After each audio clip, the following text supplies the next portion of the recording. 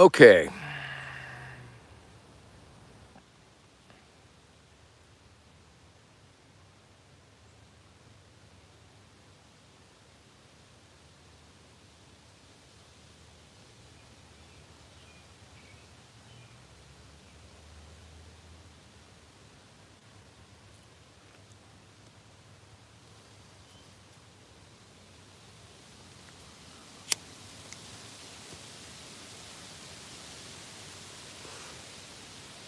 Hi. God, you tell me what happened. Really. Um, I don't know what happened. It was a glitch. Just cut out. Don't know what's up with that. Too many spit takes that my phone took. I don't know.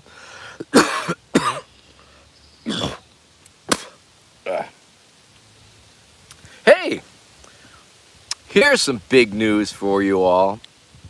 The June berries are ripening. June berries. They are these wonderful berries. They grow on a tree, Juneberry tree, I would guess. And maybe it's just a June tree with June berries. We'll have to look into that. But the wintergreens are starting to come out, but they're not ripe yet. The blueberries are on their way, but they're not ripe yet. But the June berries are absolutely ripening. And I've been picking them. Last season was the first time I really started picking blueberries. I think maybe I'm not picking not picking berries in the past. But this year, last year, and this year, and going into this year from last year, I picked a lot of berries.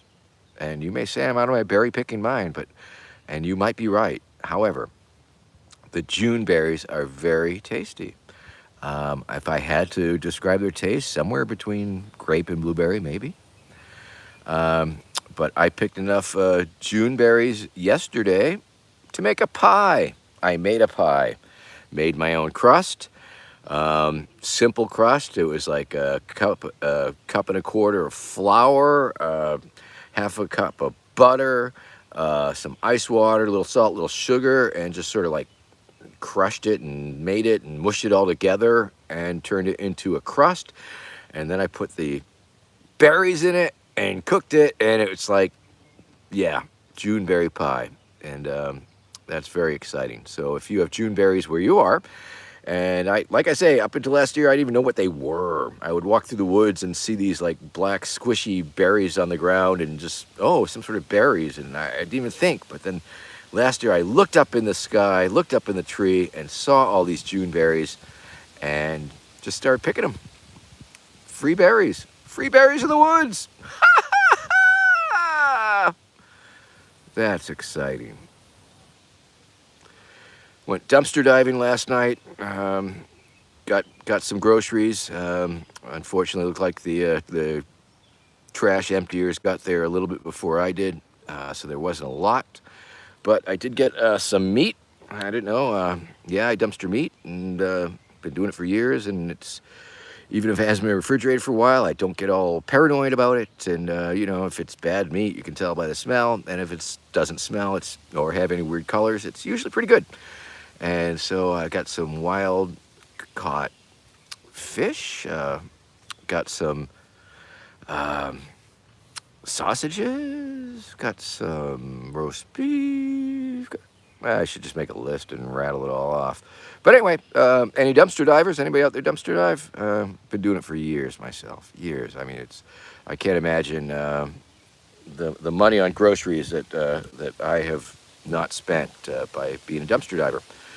I mean, ideally you should grow your own food, of course, because once everything collapses, there won't be no food in the dumpsters, but until that time, there's food in the dumpsters. And of course, the tricky part is finding the dumpsters that are not compactors, because the innovation of the compactor dumpster has really made scavenging leftover food from the dumpsters very difficult. But if you can find the dumpsters that are not locked up, man, there is food in them, their dumpsters. And it's not garbage. I mean, a lot of this stuff is still in its packaging. A lot of it's still even within the dates that they claim. And 30 years I've been a dumpster diver and proud of it. And growing your own food is great, Adam Howe. And that's good, man. Good for you. And I hope that you're sharing and I know you are sharing what you can with the people. So that's one of the secrets. Once again, how do you live a low rent life? How do you minimize the working hours that you have to put in order to exist? And I've been very blessed with the cheap rent and the dumpster diving, and trying to minimize my existence.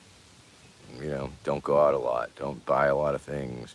Well, actually, Becky's gone all crazy on Amazon Prime, but I'm not going there.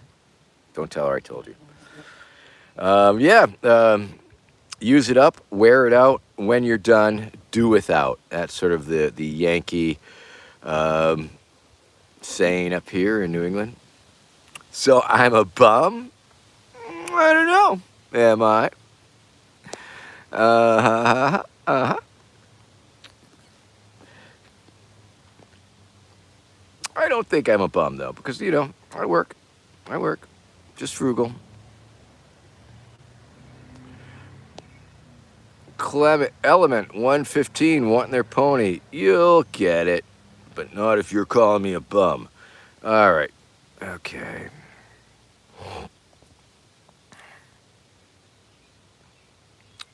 Trader Joe's. If you have a Trader Joe's in your neighborhood, don't tell them I told you, but they're your best bet.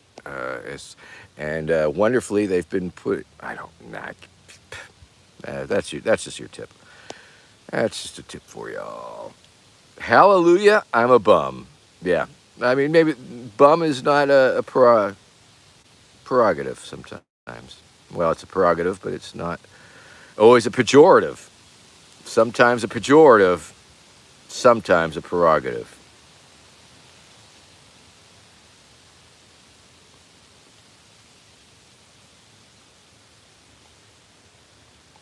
Once again, let's not jump to conclusions. So you're a bum. It was a humorous little take. It could have been with love, and I don't take it as an attack. I think that's when there's a mild comment, I don't think they all need to go into attack mode. Really, I mean, you can always ask for clarification. You can always preface it with, I believe that your take is this or that. It's a problem. It's a problem on the internet. People getting all vicious attacks, simply not agreeing to disagree or fleshing out their disagreements or whatever, or taking or copying some bad attitude because, they're you're anonymous on the internet. Nobody knows if you're a dick-headed dog or not.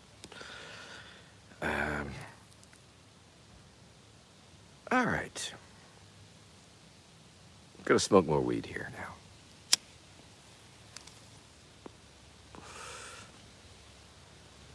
All right.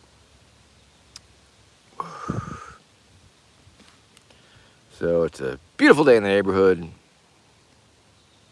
That's all I'm saying. And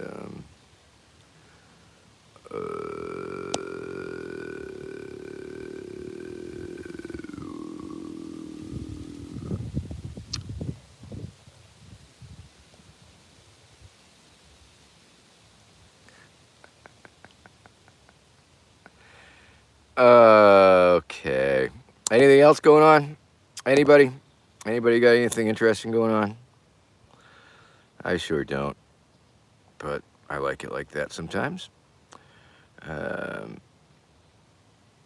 not even sure what kind of weed this is anymore. I grew it like last year. Totally forgot what it was.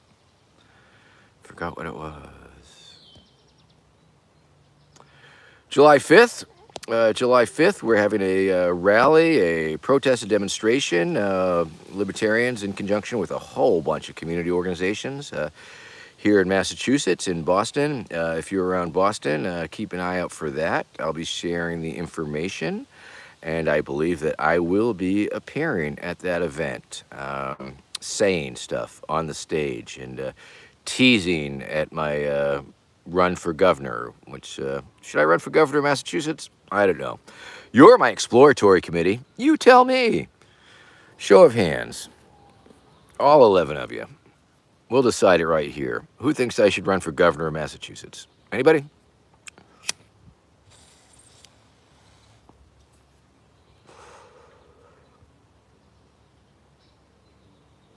Sarah Brazo. Thank you. Yes, in fact, yesterday was my mother's birthday, or was it the day before? And oh, it's somebody else's birthday. Red Roach's birthdays. Wow, 80. Wow, that's great. My dead mom had a birthday just the other day too. That's great. Wow, 80. Yep. Wow. Beat my mom. Ha.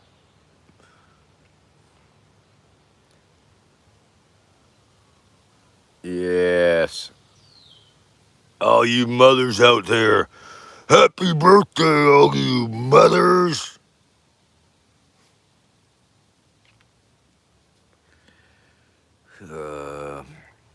Yep. And rainbow gatherings, a lot of smaller gatherings going on this year. The prism gatherings, as they're calling them, because you need a prism will create a rainbow, occurring in a lot of different little patches around the country. So that's very exciting. So if you have one of those in your neighborhood, check it out. Check it out. You know, I don't think we'll be going this year. Maybe next year. We'll see how it goes. You know how it is, being old hippies and shit. Sometimes you get places, sometimes you don't. Sometimes you're busy. Lorenzo. Well, here's the thing. There are many, many, many people running locally as libertarians. So we got that stuff going on. We have that going on. You know, the running for president thing, I think it's more for publicity, maybe, but it's what parties do. And granted, it might be a misuse of resources, or perhaps the resources could be spent better other places. But on the other hand, it is what it is. You know, it's a vehicle. But rest assured that there are literally hundreds of citizens running under the Libertarian banner across this great country of ours. And we've had a great amount of success. In fact, I hear approximately 50%, half of the candidates that have run under the Libertarian banner for local races have won. And so there is, in fact, a lot of that going on. People on my team,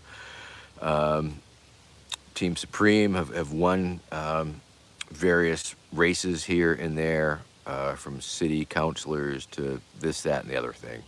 So there is that. Totally that. Let's see here.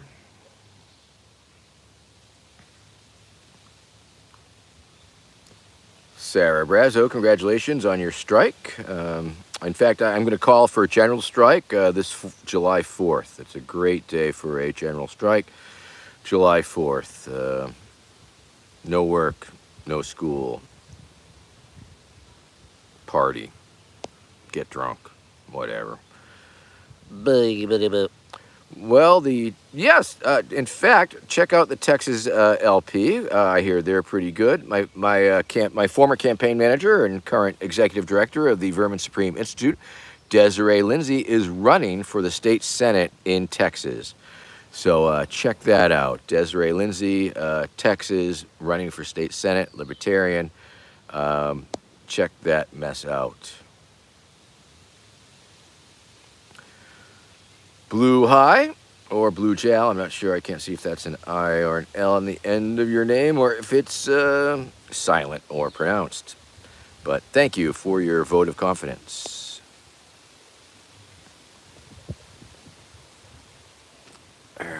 Yeah. A lot of libertarians run. I mean, in fact, that's one of the interesting things about the Libertarian Party. It's a party comprised of political geeks and a lot of people who really enjoy the political process, and a lot of people who run for things and help run other people's campaigns. It's a culture. One of the cultures within the LP is people who love to dabble or participate in politics, and that it totally includes running for office and running campaigns. And so there is a wealth of people who have a wealth of experience in running political campaigns. And when I was brought in, recruited to run for the nomination, because of this, there was a number of people who had experience in running campaigns and participating in campaigns and doing campaign work. And so it was almost, just this off-the-shelf, ready-made ad hoc campaign team staff that was ready to go and hit the ground running. And so that is one of the things, one of the three things at the VerminSupremeInstitute.com. I'm sure you're all familiar with VerminSupremeInstitute.com. One of the things we do is disrupt the vote, and we have a political wing, and we offer resources to candidates that are operating outside of the duopoly framework and meet our exacting and random standards. And so there is that. There is totally that in response to that prompt. Sometimes a good question will act as a prompt, which will get me talking and rambling. So I think that's what makes a good show, is when you, the viewers, inspire me to start talking. I think. I could be wrong.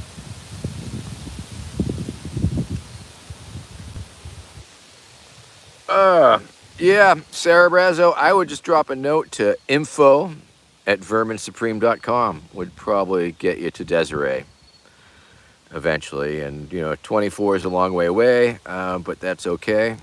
We're always plotting and planning. Red Roach, interestingly enough, up in Canada, Ben97, former or current or person who works with the Rhinoceros Party, is threatening to form the Vermin Supreme Party up in Canada. Estonia, how nice! Hello, Estonia. Estonia in the house.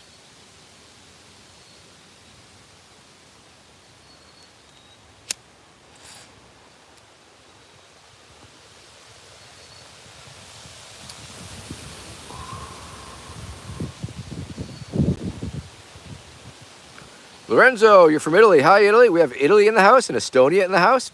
Very cool. Very cool. Italy, one of the most beautiful countries that we ever saw, quite frankly, between you and I. When me and Becky traveled Europe in 1998, we hit 22 different countries, and Italy was definitely, really, I think what we felt, one of the most beautiful places.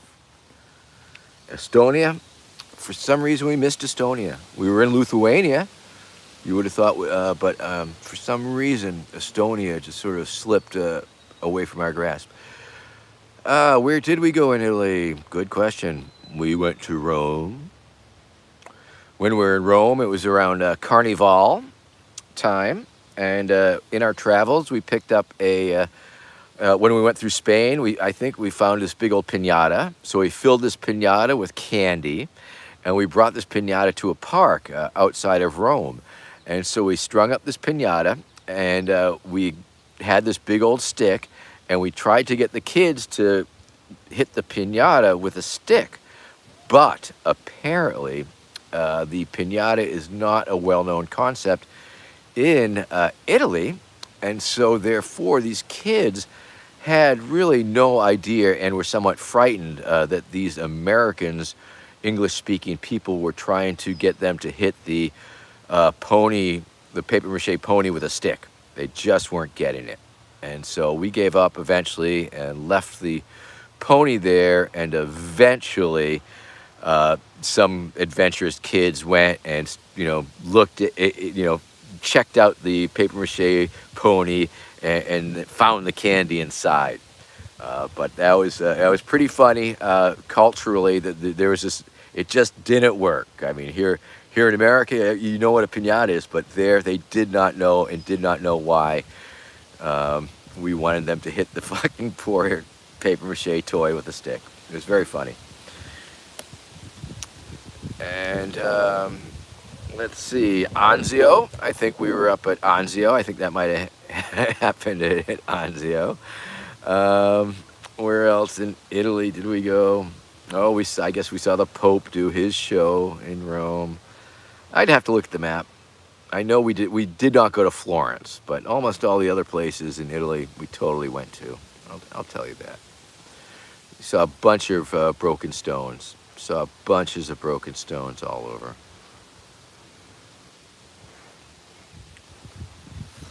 Wow. Okay, it's we are well into this here exciting episode, and like all of these wonderful shows, it's like I always say, you really gotta watch like about 40 minutes of not much of Vermin Supreme doing much of anything. You might get something, and so that was your something. You got that little story, gold. That was gold. Yeah, gold. So and if I remember, I'll put it in the memoirs because that was a fun one.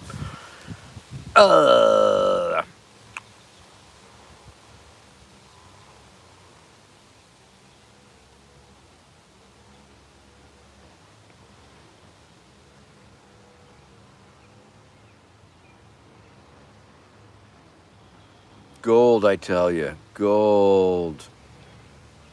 And the beauty of it, it was such a short little story. It didn't take too many side tracks or side trips and get lost and have to be brought back around. Like some of those Grandpa Vermin stories that I tell you.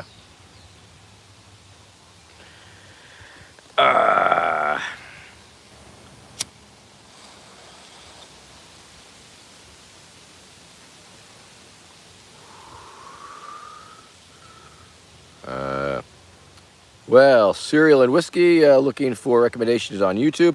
Hard to say, I don't watch a lot of YouTube. I'm not sure how much of the Vermin Supreme channel you've checked out, but there's some good things on there.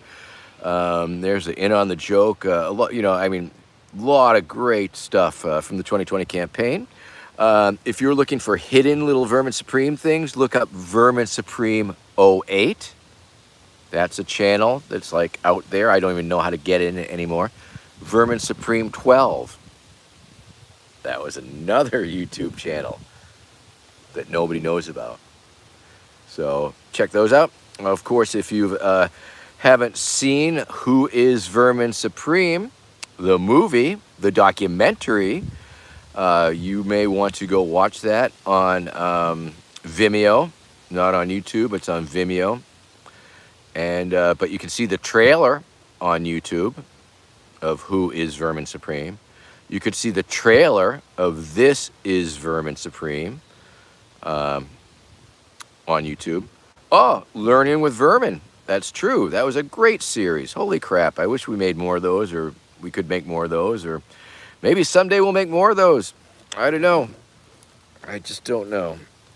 I guess it comes down to the fact that I don't have the fire in my belly to make those creative things. I don't have the talent to do a lot of those things. And occasionally people who do get motivated, and we connect and we collaborate and make different things like that, so you never know. You never know what could happen. But someday maybe we'll get enough patrons to bankroll some of these other crazy projects that we would love to see, but we may never see. And I'm okay with that. And I'm no regrets.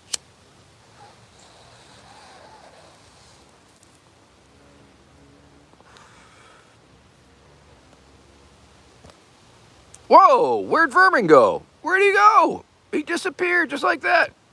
Boom, I'm back. Yeah.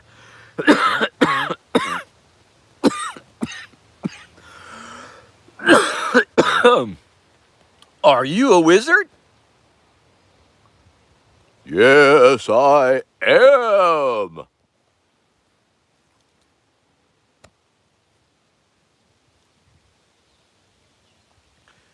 Yep. Funny little trick. A magician never tells how he does his tricks, but since I'm not one, I'll tell you how I did it. All I did was push the button and flip the camera around. And because I'm in the woods, it just looks like boom. So, yeah, there you go. Hate to spoil that for you. I take it back. It's magic. It's magic.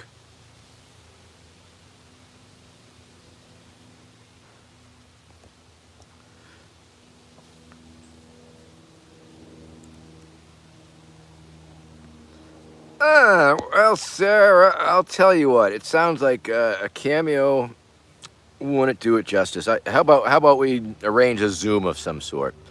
You know, if you're homeschooling them, or if they're looking for extra credit, or writing a paper. Interestingly enough, Dawn, who is our editor at the Vermin Supreme Institute, she edits the writer's work, which we were very lucky to, you need a good editor, especially if you got writers. And we put those two together, and so that's great.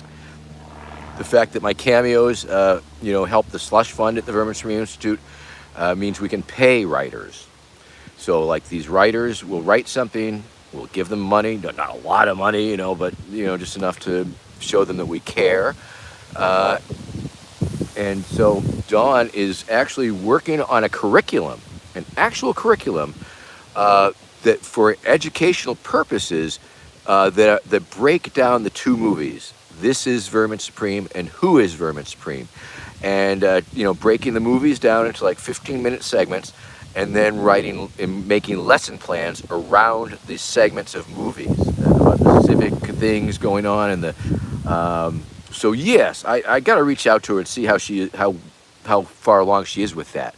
But that is definitely a worthwhile project, and and it's a project that I think will get done, and I think she's working on. And so, like so many projects, which are just great ideas that don't get done, this one I think is going to really happen. So I'm pretty excited about that. Thanks for asking, Red Roach. I'm okay. I'm okay, and I think that's what you can ask for. It's been nice. I'll tell you why. Because it's not a big secret, but in the past I've had anxiety issues, and occasionally there's those bad anxiety, those chemicals, those stupid fucking chemicals that make you. And for a while there, I had a really low grade, very, very mild, but it was there, and it was sort of like a very annoying little thing hanging down in the background. And haven't had that for a while. Have not had that for a while. And I've been in a situation where I've been a little nervous about something or apprehensive, and normally those might trigger that little weird little as low level as it was. But now I'm like totally free of that, and you're cautiously optimistic because it could come back. So I think the anxiety thing for me was really just understanding that the feeling of anxiety is just like a little chemical freak out in your brain chemistry, and it's not the reality. It's not caused by any triggering external situation, but it's easy to blame it on something and focus on something and obsess on something and create a feedback loop that totally feeds into it, and I probably increases it. So by pulling myself, stepping aside, and separating the feelings of anxiety from these imaginary reasons why you're experiencing it, I was able to minimize it, and I didn't, separate myself from it and just sort of stamp it down and stomp it down and tell. It's like that meme that I made up, that there are two.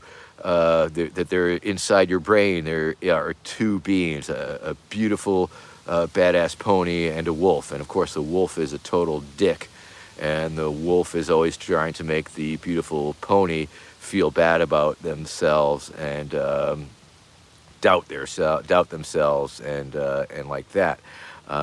So it's always our job to become the beautiful badass pony and kill that wolf. Thank you. Yeah, that is true. I mean, it's just the situation that you need to get a grip and a handle on. Sometimes it's not easy because sometimes you just start to freak the fuck out because it becomes overwhelming, and then you're totally fighting. It's the parts of your brain like "Ah!" and your super ego that really knows what's up. Is like, hold on, hold on there. Let's take a step back. Let's look at what's going on inside of ourselves here, and the other part's going, oh, I can hardly breathe, and all that shit. So I don't want to get too into that, but let's say 30 minutes in. I think we did 30 minutes on the other show, and so yeah, self-medication, proper nutrition is very important in making sure that your brain and your body has the micronutrients that it is required to function properly. Definitely do that. Eat good food, man, and take vitamins if needed, and all those things. All those things, and smoke weed if it does your trick. And meditate. Don't be too hard on yourself. Gotta be nice to yourself. I mean, especially if you got a touch of that anxiety, because it's so easy. Like, oh, I'm worthless because I'm experiencing anxiety. Wrong. You are strong, and it's just, you can be stronger. You are beautiful. You are loved. Stay hydrated. Um, yeah, all those things. All my usual you affirmations. Feel the love, be the love. You are the love. You are loved. You are worthy of love. You are capable of love. Continue loving. And so I guess I'm winding it down here while still smoking weed.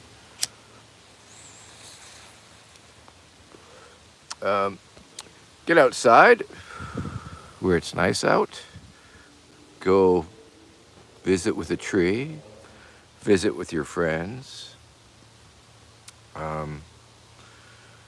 Reach out to your friends. Reach out to your loved ones. Be kind. Rewind. Do your mutual aid projects. Reach out to if you see something that needs to be done, get her done.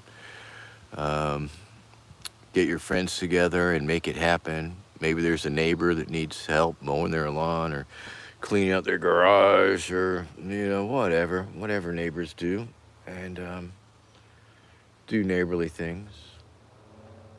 That's a start. Keep your politicians accountable. Run for something if you want. Reach out to me. Reach out to me if you're in the neighborhood. Maybe we can play some putt-putt golf.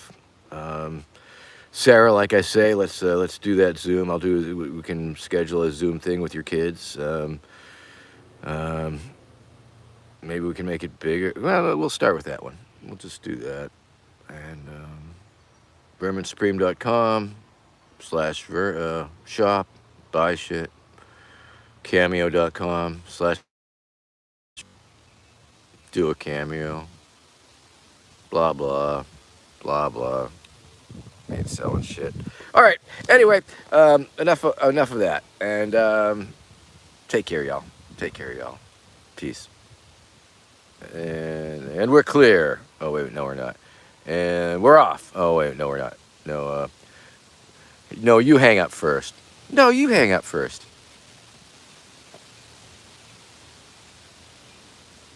All right, give you a few minutes of meditation just on the greenery. Oh, look. I'll show you a Juneberry. We'll walk over and look at a Juneberry.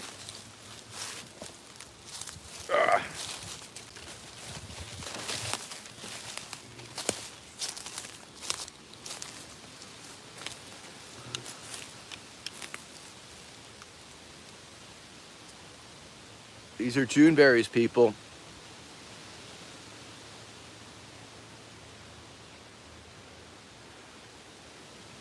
And I'll be picking these Juneberries soon enough and making another pie.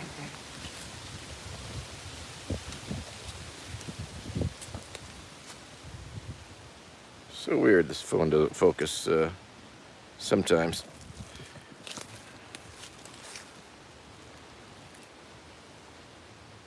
June berries, people. Delicious, delicious June berries.